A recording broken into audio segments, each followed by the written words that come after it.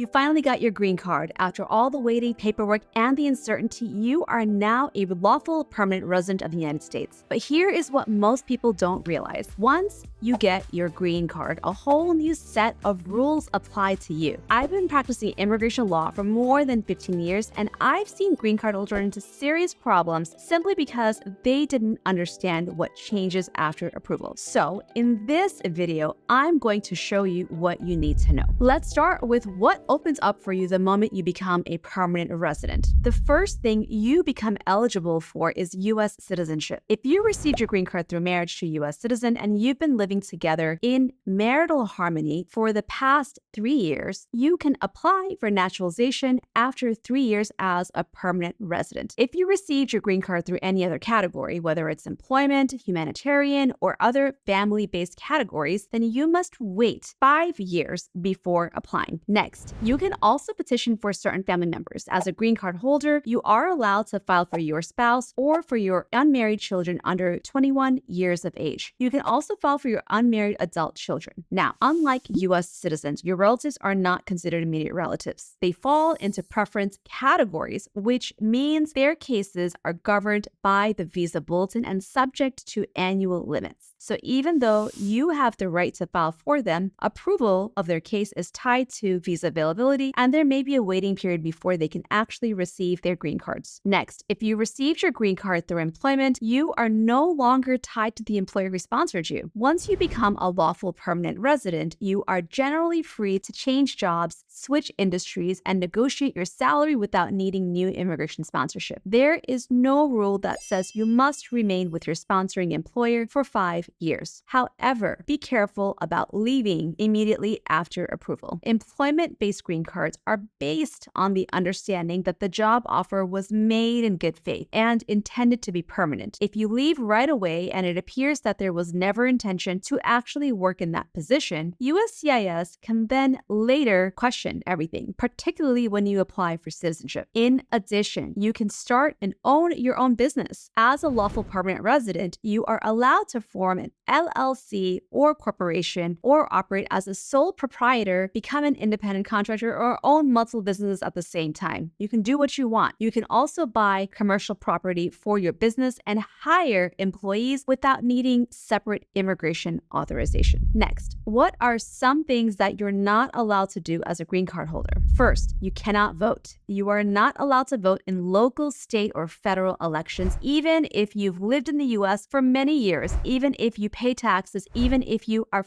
fully integrated into your community. Voting is reserved for only U.S. citizens. Registering to vote or casting a ballot as a non-citizen can create very serious immigration consequences. So this is a line you don't want to cross. Also, jury duty is reserved for U.S. citizens. If you receive a jury summons by mistake, you should respond and explain that you are a lawful permanent resident and not a citizen. Ignoring the notice can create unnecessary complications, so it's important to handle it properly if it happens. In addition, you cannot claim to be a U.S. citizen. That means you cannot check the U.S. citizen box on any form, whether it's for employment, voting, registration, government benefits, or any other application. Even saying you are a citizen when you are not can cause big problems for you down the road. Now comes the most important part. What are the things that you absolutely have to do in order to maintain your status as a green card holder? First, you must file your taxes every year. As a lawful permanent resident, you are required to file federal income taxes if you meet the income thresholds, just like a U.S. citizen. You must file as a U.S. tax resident and not as a non-resident alien. You are also required to report your worldwide income even if you earn money outside the U.S. Failing to file, filing incorrectly, or carrying large unpaid tax debts can create serious problems later on, especially when you apply for citizenship. Next, you must keep your addresses updated with USCIS. Every time you move, you are required to notify USCIS within 10 days by filing online Form AR11. This applies even if you move just across town. Now, keep in mind that updating your address with the post office is not the same thing as updating your address with USCIS. Also, if you received your green card through VAWA, you must update your address by mail to the designated service center in order to maintain confidentiality. I know this might seem minor, but they're taking this very seriously under the current administration and can technically use it to take away your green card. So don't give them the chance. Next, if you have a 2-year conditional green card, you must remove the conditions on your residence. A conditional green card is issued when your marriage was less than 2 years old at the time of approval, and it is only valid for 2 years. You have to file Form I-751 during the 90-day period before your card expires, unless you're filing with a waiver. If you file on time, your status continues while the case is pending. But if you miss the 90-day window and you're filing jointly and you don't file your application on time, your resident status can terminate automatically. In most cases, the petition is filed jointly with your spouse. But if your marriage has ended in divorce, your spouse passed away, or you experienced abuse, you may qualify to file on your own through a waiver, which does not have any deadline. If this is you, make sure to watch my other video explaining how. I'll include a link to that in the description below. Next, if you have a 10-year green card, you must renew it before it expires. You do that by filing the Form I-90. Even though your permanent resident status does not automatically disappear the day the card expires, you are still required to maintain valid proof of your status. An expired green card can make it difficult to travel, renew a driver's license, or prove work authorization. So it is important to file for renewal in advance of your expiration date. Next, if you are a male between the ages of 18 and 25, you must register for selective service. This requirement applies to lawful permanent residents. You are generally required to register within 30 days of turning 18 or within 30 days of becoming a permanent resident if you are inside of that age range. Failing to register can create problems later, especially when you apply for U.S. citizenship. Now, this one is very important to remember. You must maintain physical presence in the United States. Short trips outside the country are generally fine, but once a trip reaches 6 months or more, it can raise questions about whether you are maintaining your permanent residence. If you remain outside the U.S. for more than 1 year without first applying for a re-entry permit, you risk being treated as if you abandoned your green card. Permanent residence means your primary home must be in the United States. Long or repeated absences can lead to questioning at the airport and, in serious cases, removal proceedings. In addition, you must maintain strong ties to the United States. Travel alone is not the only thing officers look at. They also look at whether your life is actually based here. That means maintaining a real residence in the United States, keeping your bank accounts active, filing your taxes, and maintaining employment or business connections here. If it appears that your home, your work, and your daily life have not really been in the US, then you risk denial. My name is Moumita Rahman, and I have been practicing immigration law for 16 years. If you would like my help on your case, you can give me a call and schedule a case evaluation at 212-248-7907. We are based in New York and work with clients all over the US. Now that you understand what your rights and responsibilities are as a green card holder, the real question becomes this: should you stay a permanent resident or should you become a U.S. citizen? In my other video, Green Card versus Citizenship, What You Must Know in 2026, I break down the real differences between the two. I explain why some people intentionally choose to remain green card holders, the risks and trade-offs of naturalizing, and the biggest advantages that come with becoming a citizen. If you're even thinking about waiting, make sure you watch my video to learn about it more. Click next and I'll see you there.